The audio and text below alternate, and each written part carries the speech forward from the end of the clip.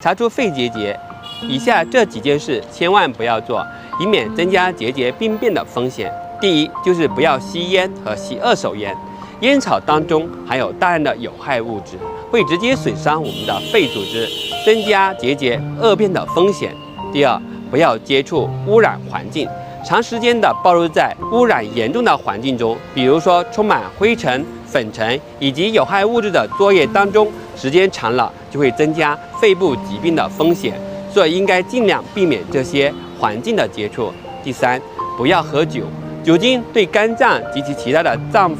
造成的损伤，也会间接的影响到肺部的健康。那么长期的喝酒呢，会导致我们的免疫力下降，增加肺部疾病的风险。第四，不要接触有害的化学物质，比如说油漆啊，各种各样的化学溶剂，这些呢都会对我们的肺部造成直接的刺激或者损伤。在发现结节以后，尽量要避免接触这些物质，以免加重病情。